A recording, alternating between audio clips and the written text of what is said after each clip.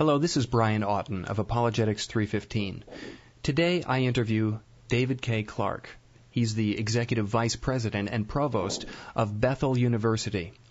He's a widely published author or co-author of numerous books and articles or book chapters, and he's recognized as a theologian with dozens of professional papers. His background in serving as a pastor, as well as his experience in teaching theology and apologetics, are of interest to me. I first came in contact with David Clark's work through his excellent book, Dialogical Apologetics, a person-centered approach to Christian defense. So today I hope to gain some insight from our interview along the lines of his perspectives in dialogical apologetics in order to go a bit deeper into the topic of using this person-centered approach as an apologist. Thanks for joining me today, David. Well, thank you for having me, Brian. It's great to be with you. Well, first off, thank you for writing this book. What a great book, and I think all apologists should read it, as there's so much helpful material in it. Thank you. I appreciate that, and it was a labor of love, and was glad to be able to contribute that to the cause. Well, during our interview, I want to discuss some of the main ideas you lay out in the book, but before we do that, can I ask you to tell me a little bit more about your background and your role and the focus of your work? Sure. I was actually born in Tokyo, Japan. Mom and Dad were there in Japan for 33 years, and they spent their years there working with high school students exclusively. And so I got to see the world from a different point of view, perhaps, than those who were raised either in North America or Europe. That gave me an opportunity to see people who have different religious perspectives, and to be engaged in conversations with people who really didn't have much of an understanding or much of an interest in a Christian way of seeing the world or a Christian way of living. Mm-hmm. So that's kind of what got me started in thinking about world religions and philosophical perspectives.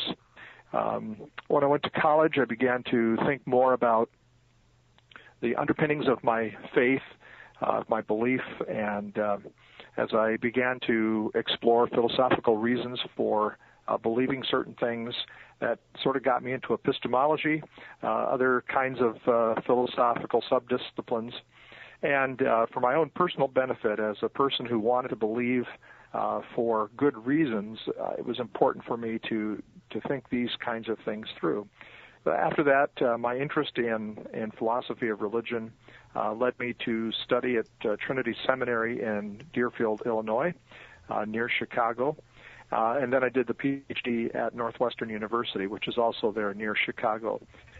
And over the years then, I spent really several decades in teaching, about 25 years full-time teaching as a faculty member.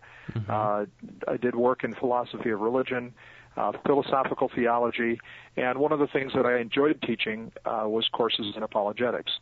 So I've also had a few opportunities to lead as a senior pastor. So I spent 4 years as a senior pastor, had many chances then to talk to people about faith issues, and drew on the discipline and study of apologetics to help answer people's questions and sort of give them a sense of confidence in the Christian worldview, because people were attracted to Jesus, but they wanted to know that you didn't have to sort of park your brains out in the parking lot in order to be a follower of Christ.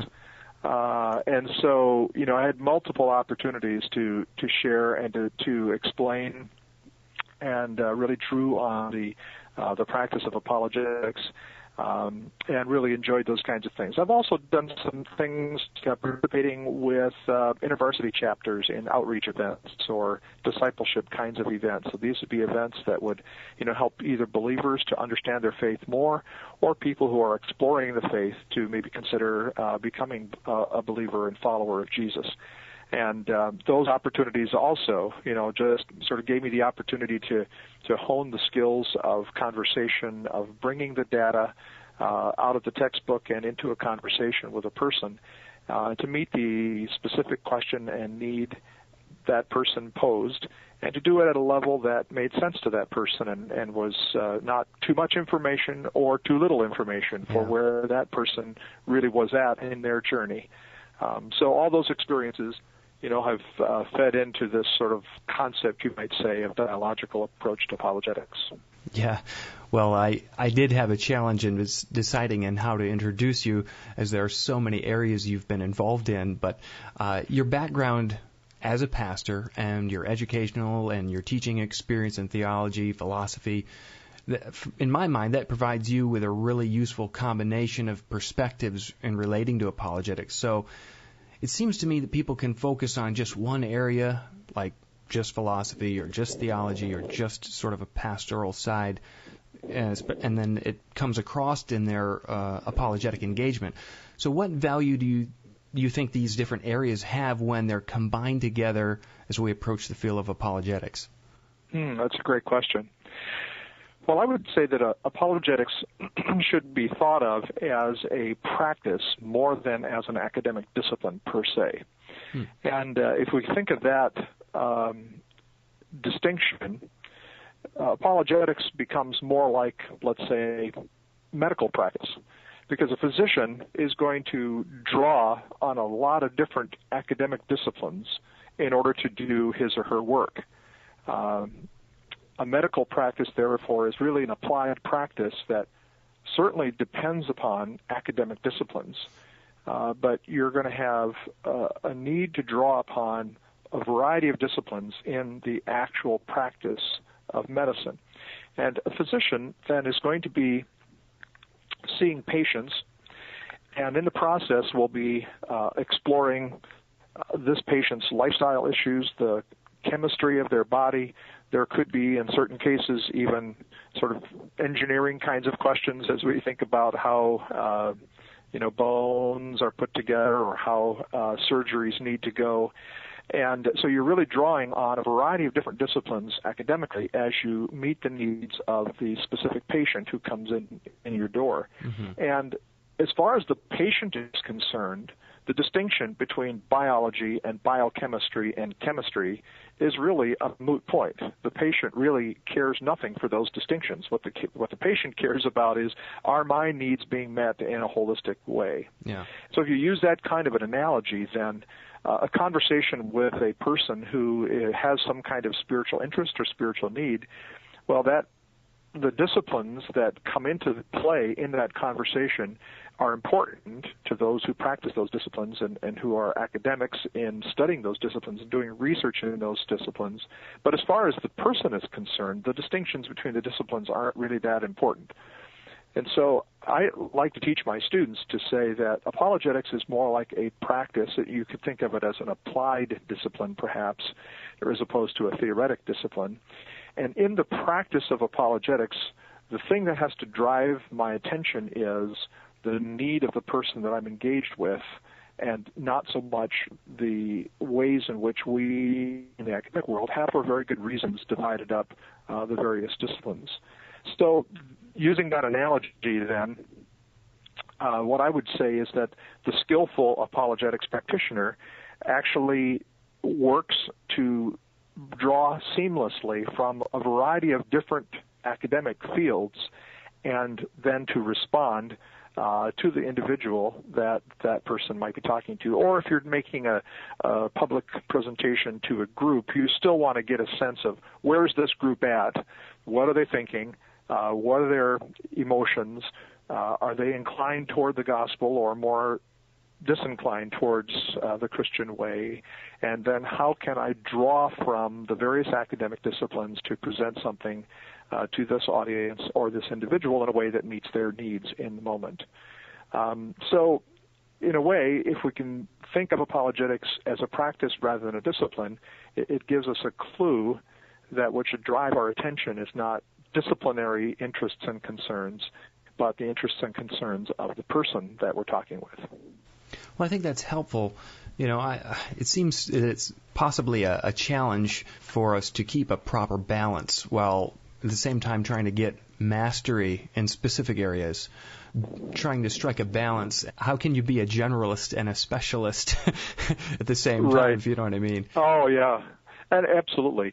And I think the answer to that is to say that being a specialist is a good thing, especially if you are an academic and your role is to teach a particular discipline. Obviously, you need to become a specialist in that area.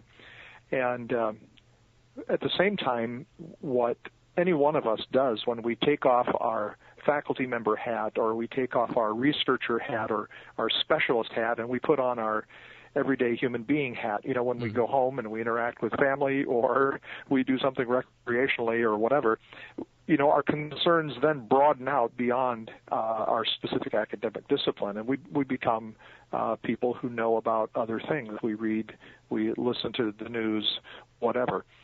And I find that in apologetic kinds of conversation, when there's an area that I might know more about because it's my special area, and I find that there's an individual here who is really curious about that, then I can dig into that deep well of my specialty and give them resources that go way beyond, what the average person might be able to give. And at the same time, people will ask questions about which I'm not particularly a specialist, and I think at that point, paying attention to the needs of or the aspect here of a good relationship, I want to say authentically, that's a terrific question, and honestly, I don't totally have that thought through, but this is how I look at it.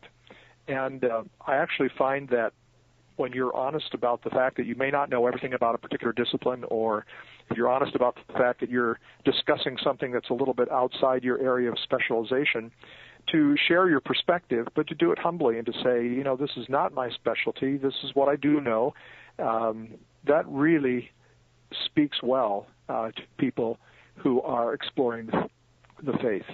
Very helpful. All right, so let's get into the book a bit, Dialogical Apologetics. Sure. You describe this as a person-centered approach to Christian defense. I reviewed the book a few weeks ago on Apologetics315, but would you mind sort of unpacking the core idea of what is dialogical apologetics? Maybe that word is going to be intimidating to some people. What is that? You bet.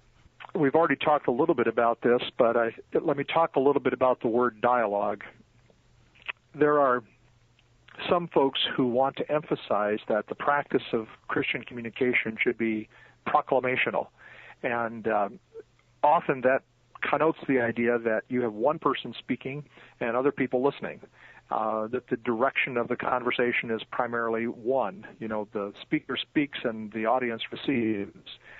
What I'm emphasizing is that in every communication act, the audience wants to participate. They want to speak back. They want to have a dialogue. And so this is about the practice of apologetic defense. This is about the practice of apologetics, you could say, but it's in the context of a two-way conversation rather than a monologue or a one-way conversation. And of course, you could ask the question, well, in the context of a large group setting, if someone's giving a talk at a university campus or something like that, well, in that context, you're going to have a monologue. But still, I think there are a couple ways in which you could invite folks to respond. First of all, as I'm speaking, I'm looking at the audience. I'm paying attention to body language. I'm paying attention to facial expression. And I'm accepting all of that as their feedback to me. They're dialoguing back to me, non-verbally at least, so I pay attention to that as I work on my talk, as I express my ideas. Mm-hmm. Another thing to do is, of course, to invite conversation and question and interaction after the talk. So there are multiple ways, and even in a public communication setting where you have a lot of folks in the audience, you're still going to invite some feedback and some dialogue. But particularly in a one-on-one conversation, what I would want to do is foster the opportunity to be in dialogue. Now, I need to say that there are some people who think of dialogue as relevant only for those who have a kind of relativist view of truth. So in other words, if I know or believe what the truth is, then I just tell it to you. I just give it to you in a monologue. But if I believe that, let's say, every religion is equally as valid as any other religion, then I would get engaged in, interreligious dialogue. So some people equate the word dialogue with a notion that we don't have convictions, or we don't have a perspective, or we don't believe that the Christian worldview is true. So I'm not using the word dialogue in that way. Mm-hmm. What I'm saying is that it's possible for me to pull together both the conviction that the Christian worldview is true, and also the practice of relationally engaging a person such that I hear from that other person, learn from that other person, and perhaps even gain new perspective or even gain new beliefs based on what the other person says to me. And it should be authentic and real, not just stilted. This isn't just a trick to kind of get somebody into a conversation, but it should be an authentic and real thing.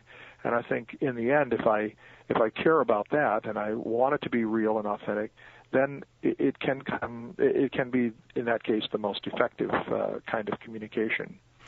So in a way, if you stated negatively, you could kind of just tell people, don't be two-dimensional in your communication. Just engage the whole person, respond, react, and adapt, if you will.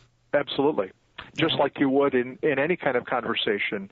And in fact, human beings are created as part of God's image, and part of that is our ability and our desire, in fact, you could say our need to be in relationship with others. And what I find is that when we put apologetics and the invitation for others to explore the Christian faith in the context of that wider relational setting, it allows us to be much more relaxed about how we do it. See, this is really one of the reasons why I started to explore this, because I had some students who were thinking of apologetics as something that was very much of a duty, and they were filled with anxiety about fulfilling this duty. And I thought, much better to frame this up as a conversation. And in fact, when I would assign students to practice dialogical apologetics, what I would say to them is, your assignment is to find somebody who doesn't share a Christian worldview and have an interesting dialogue with that person. And if nothing else, start with a question. Like, tell me a little bit about your spiritual journey, or do you think that spiritual things are important, and how do you think about spiritual things? And people would start telling my students what they thought. But after a while, once you've opened the conversation with a question like that, the other person will turn the shoe on put the shoe on the other foot, and will say, well, what do you think? Mm-hmm. And at that point, then you've kind of earned an opportunity to speak with openness about the faith, when so many times people see apologetics as something that's harsh, something that is forcing a message, that is not very, open-minded, and these are all negatives, particularly in our cultural context these days. And so to practice apologetics in an authentic relational context overcomes the objection that, you're just trying to cram this down my throat. And my response to that is, well, no, I'm just sharing my perspective, but I'm equally interested in your perspective, and let's just share this over a cup of coffee as two human beings. Yes. I'm reminded of something John Lennox said, and that is, keep asking questions until people ask questions. And it's stuck with me, and it's a good thing to remember. And now, this concept appealed to me as I've been looking at various apologetic methodologies. So I had heard a lot of good feedback about your book, and after reading it, I know why they were saying it was so good. Mm-hmm. So, in speaking of methodologies, it's not a methodology you're presenting here, but you're pointing out that taking a person-centered approach, as you've described, it's not a fifth methodology or however many there are. Right. So for those who are listening who might be tempted to try to, naturally pigeonhole this thing you're describing, can you explain how this applies to how people are currently approaching their apologetics or whatever methodology they may embrace? Sure.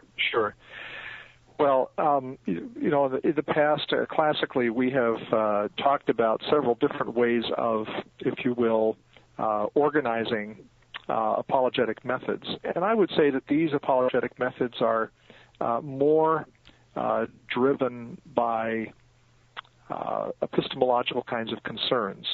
And so you've got classically a fideistic approach to apologetics, an evidentialist approach, a more presuppositionalist approach, a classical approach. And these are approaches to apologetics which really focus on some decisions that people make regarding the epistemic foundations of our knowledge of God.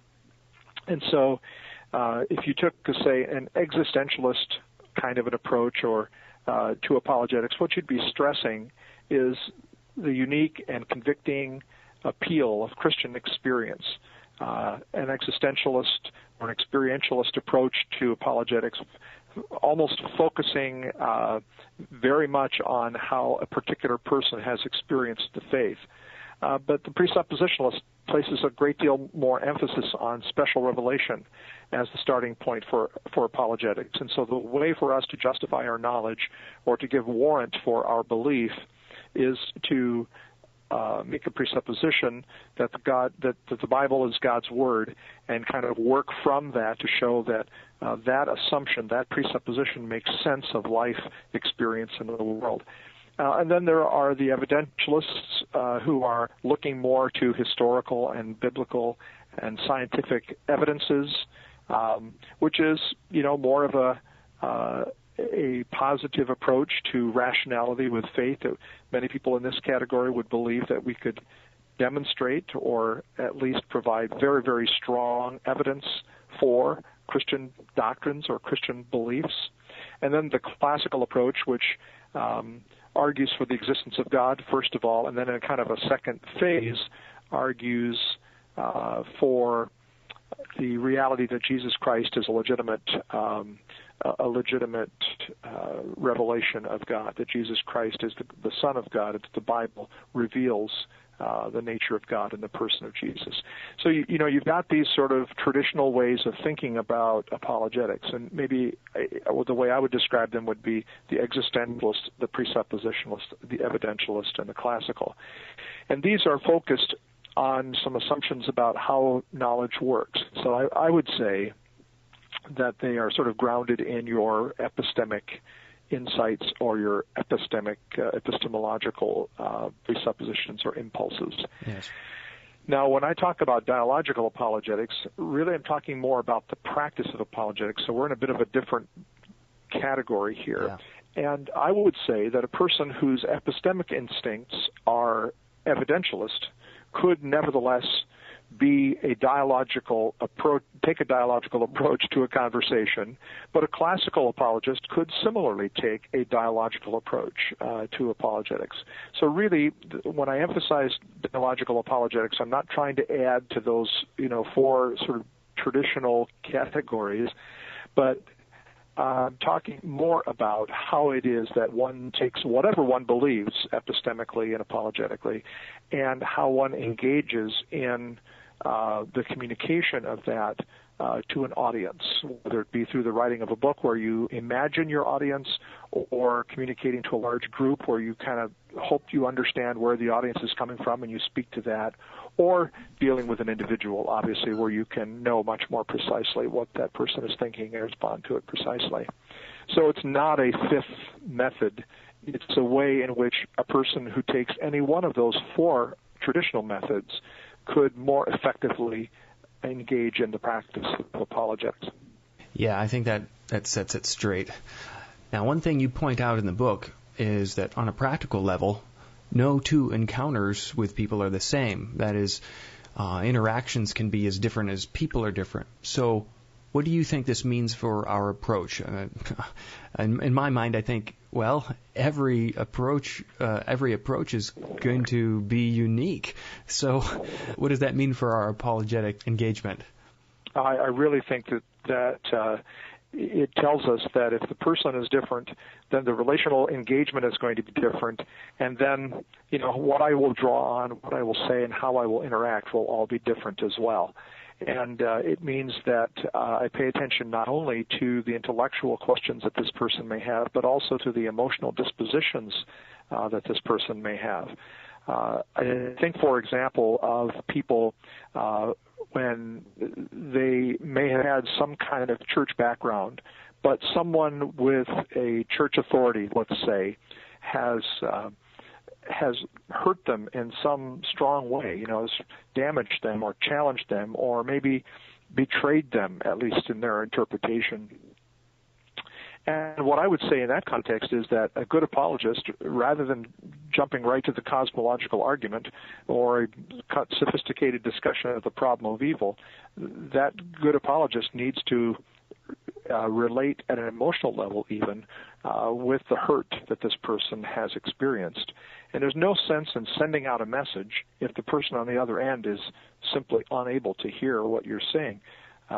You need to pay attention to where they're coming from as you express that message to them. Well, it seems the most obvious thing, but it's so often neglected that you just can't treat every person the exact same way, you know? Absolutely, yeah. Typically, I will say, as I talk to students, that if you get a person who's really an apologetics buff, a person who is really interested in the subject and the topic and has really studied it in depth and really has a lot of information to put out there, that often I will say to that person, remember, less is more.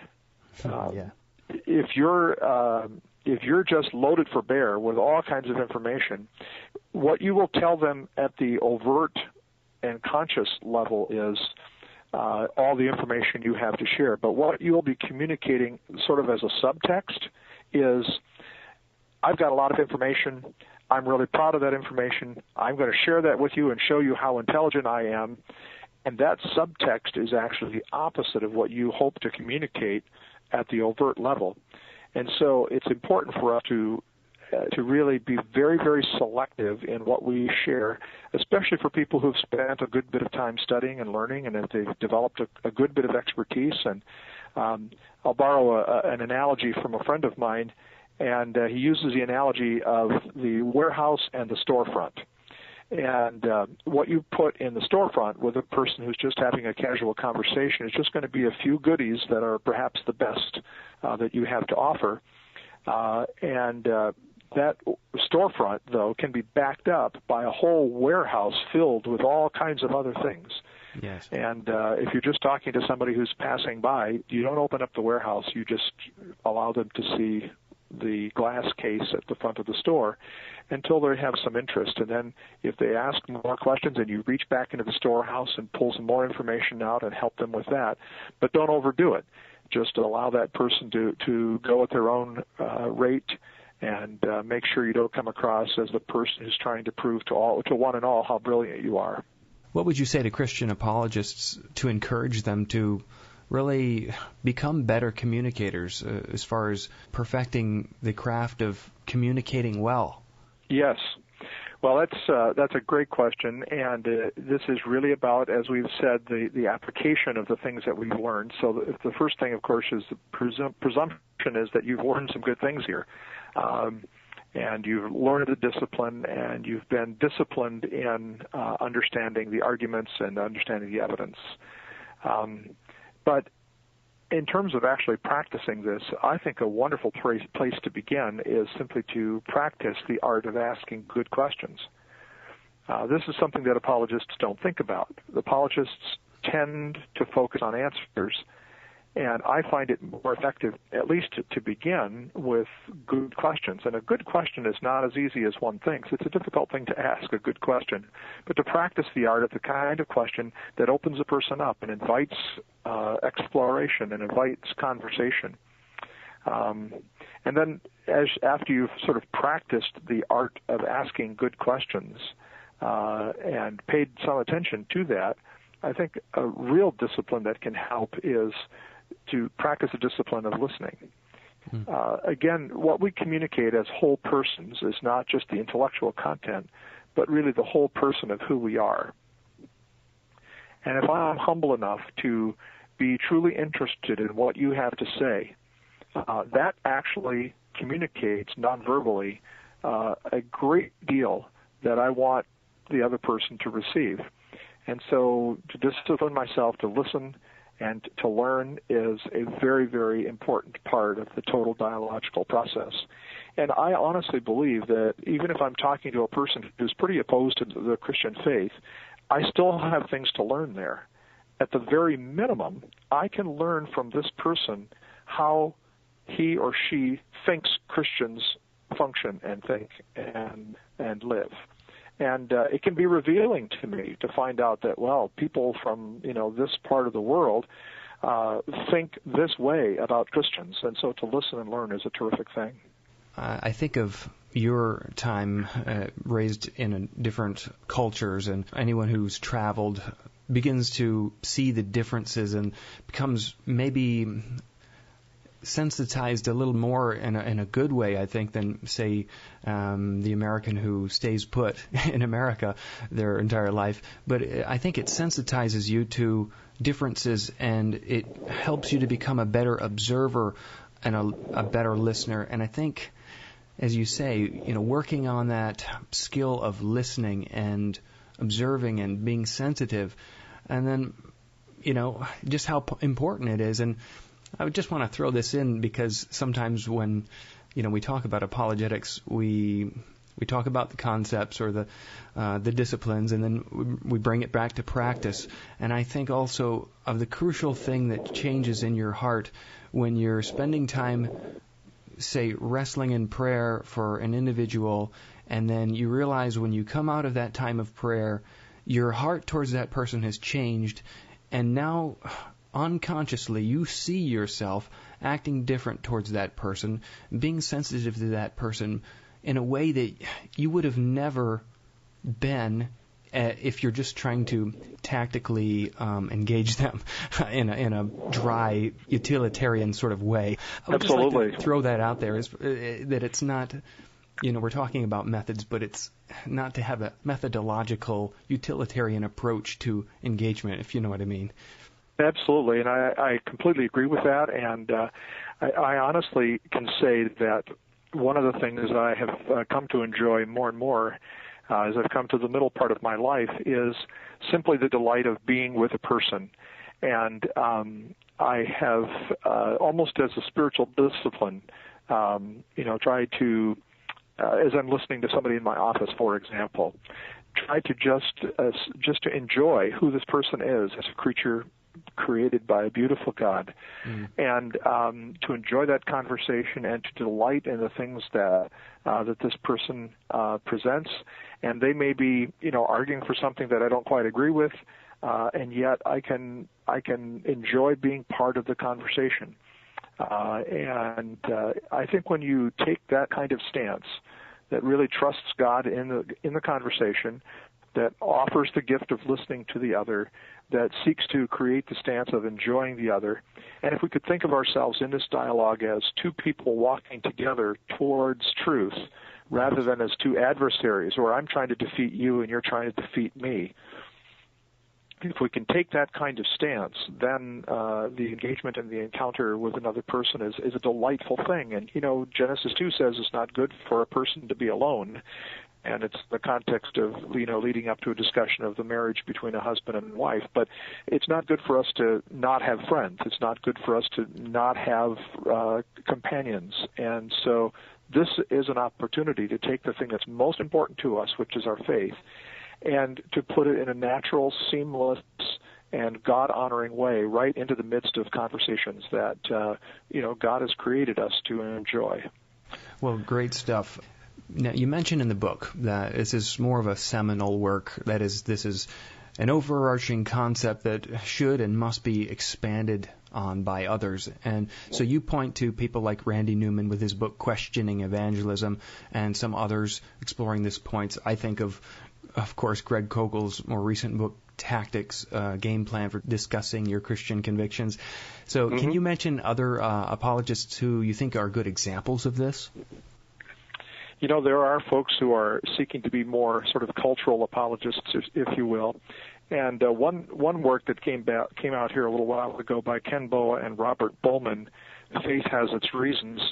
And in that context, they list a number of folks who are doing a more integrative approach to apologetics. Mm-hmm. And while my own epistemology is I feel most sympathetic towards a soft classical approach to apologetics, what what these authors are pointing to are people like Stephen Evans, for example, who's a really fine philosopher who will do some reformed epistemology and will do some evidential arguments here, and to bring all the various disciplines to bear in an integrative approach. I think that is pushing in the direction that I'm pushing as well. To see in the practice of apologetics the various things that we separated out in apologetics coming together in a holistic and integrated way. Yeah. Now, in your book, you also point to these, what you kind of categorize as three types of persuasion, and you talk about attitude formation, attitude reinforcement, and attitude change. So if you could kind of briefly explain what those points are and how they relate to us as Christian ambassadors. Sure, you bet. And part of what I'm getting at there is that the thing that drives behavior and just drives decisions, the things that entices or causes people to think and act and choose to live in a different way is in part information, but there's more to it than that. And I think of attitudes, for example, as beliefs that have a particular kind of availance. And we've all know of people who believe certain things or have certain intellectual beliefs, but their attitude towards those beliefs are different. And so what we need to be thinking about as we think of this tactically, as to use Greg Kochel's language there, is that attitudes and choices and behaviors are changed not merely by information, but by other kinds of things. These are relational, they're emotional, they're things that appeal to our values, that appeal to our desires, and so forth. And so part of what I like to think about in terms of apologetics is not to think merely in terms of the information or the data or the arguments, but also to think in terms of the imagination and the emotions and the hopes and dreams that we have for our life. And one thing that I would love to see us explore even further is how there are natural desires that flow up from within our beings as human beings that the gospel responds to and that the Christian worldview speaks to. C.S. Lewis actually speaks about this when he talks about Sehnsucht and the idea of imagination. And again, that's an integrative kind of approach because here we're talking about persuading the heart and convincing the mind, and those two things kind of working together and reinforcing each other as we engage people in dialogue. Great, I love it. Engaging all of these senses and it brings to mind, as you're talking about Lewis there, just the need that we have today, I think, of using the creative arts and using the gifts and the artistry, those who are in our church body, and employing them in an apologetic way to illustrate concepts and things that will communicate in really unique ways. It just really stirs something in my heart. Well, I'm glad you're stirred up. I might think of it this way, that apologetics, if we think of it sort of in a very traditional way, might have focused pretty exclusively on truth. But what would it be like if we had an apologetic that was integrating truth, goodness, and beauty together? You had the arts that expressed it artistically, but there was also a epistemic underpinning that had good rational grounds for it so that you could defend it that way. And then you also played it out in terms of service to humankind. I just think that, the work that Christians do for the poor, for those who are in need, for those who need compassion, and so forth, that these things as well have an effect of persuasion. Now, first of all, they're faithful to God because they're living out the gospel, because, we're told to love God and to love our neighbor. But in addition to that, good works and beautiful art and reasonable truth can all reinforce each other in a very persuasive and powerful way. Not to dwell too long on the art element, but one of the things I think of is my mother is an artist, and she does colored pencil art.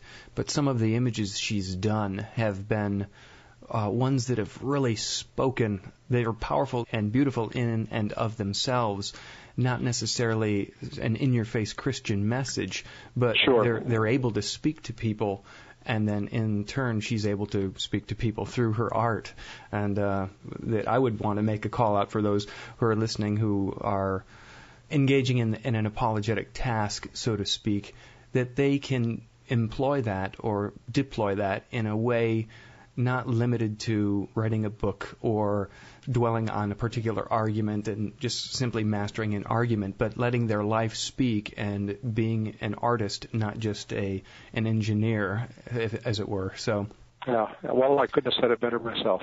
Well done. Now, there's a lot more we could cover in dialogical apologetics, and we don't really have time to fully explore it here, but the final thing you close the book with is this chapter of who you are counts most. So you're bringing it back to the fact that at the end of the day, people see who you are, and that speaks often more loudly than words. How do you think this applies to all Christians as we're making a case for Christ? Well, absolutely a great question, and my own conviction here is that the claim of the gospel is that we experience transformation, not just that we gain new information or see the world in a new way. Now, I think those two things are true. We see the world in a new way, certainly, but in the end, the knowledge that we gain through the Scripture and in other ways is supposed to be something that contributes, as the Holy Spirit works in our lives, to shaping persons of character. And we all respect individuals who are people of high character, people who have gone through tragedies, and instead of blaming others, they have trusted in God. People who have found themselves in financially difficult straits, and instead of, cutting corners, they've done the right thing. People who do what they say they're going to do. People who don't gossip behind other people's backs. Those kinds of people, are well respected. And so if we as Christians are communicating the gospel, living a life where character is poor, where integrity is lacking, will only undermine the message and actually hurt the cause of Christ. In fact, I think more damage will be done by the life lived poorly than any good that is gained by words spoken truly. And so, from my perspective, living this stuff is so much more important than getting every absolute detail right in the specifics of the argument. In fact, I've had contexts where I have said to people, honestly, I don't know the answer to that question. I'm really sorry. I'll find out, but I just don't know. And in a way, the integrity of saying I don't know when I didn't know, as opposed to making something up on the spot, actually even that had a positive impact on the individual. And so, to sum it up, our character is extremely important. Telling the truth, being kind, living out the gospel, loving God, loving our neighbor, paying attention to justice, paying attention to truth, being merciful. If we can live these things in a consistent way, that will be 75% of the evidence that people need for faith in Christ. Well, I think that's excellent. Now, one final question, David. You've been teaching in the area of apologetics for some time now. What key pieces of advice would you have for this next generation of Christian apologists?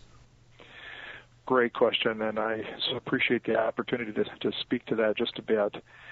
I think the next generation of apologists are going to make so much more progress than my generation did. I have the privilege of being a part of a generation where there's some really terrific people who are well known around the world, and we've enjoyed interacting with some of the folks that you've interviewed, are friends of mine. And, the Lord has seen fit to use the things that our generation has done in a good and positive way. We stand on the shoulders, of course, of people who are generations back, and I think of people like C.S. Lewis and E.J. Carnell and others who were, who are older than us, and upon whose shoulders we stand. This next generation, if I were to say anything to them, I would say listening to others and speaking the truth in the context of asking questions and hearing what others believe and enjoying that conversation. That would be my first piece of advice. Not to be monological, but to be dialogical, as you could imagine. A second thing I'd like to say is that I would just invite apologists to enjoy the conversations, not to see them as a combat, but to see them as a relationship and a friendship. And in that context, you can have serious conversations and serious disagreements even, and yet to work at holding authentic relationship, even in contexts where there are differences of perspective. I think that could be a great thing. And the last thing I would say is that I would just invite this generation to continue to care for the poor of the world, to show compassion to those who have needs, to lift up those who are hurting, to express care and sympathy to those who have had tragedies in their lives, because we cannot disconnect the truth of the gospel from the love of Christ. I think those two need to go together. I am concerned about some young people who are doing just the compassion side of things and are not interpreting their works of compassion in light of the words of truth. And yet, on the other hand, it's equally bad to speak and not to live. And so I see the next generation using works of compassion to build bridges of trust upon which the words of truth can travel. And that would be my appeal, to bring those two together. Well, that's very helpful. Dr. Clark, it's been a pleasure doing this interview, so thanks for joining me. It's been a real pleasure, Brian, and I pray that the Lord will bless you in your work and ministry. So thanks for having me on. We've been speaking to Dr. David K. Clark, the Executive Vice President and Provost at Bethel University. So be sure to check out the book we've been discussing, which is Dialogical Apologetics, a Person-Centered Approach to Christian Defense. Some of his other books include The Apologetics in the New Age and To Know and Love God. And all those books will be linked at today's blog post at Apologetics315. If you found this podcast helpful, please share it with others and leave a review on the blog or in iTunes. And I want to remind you that you can find Apologetics315 on Facebook and Twitter at facebook.com/Apologetics315 and twitter.com/Apologetics315. This is Brian Auten of Apologetics315, and thanks for listening.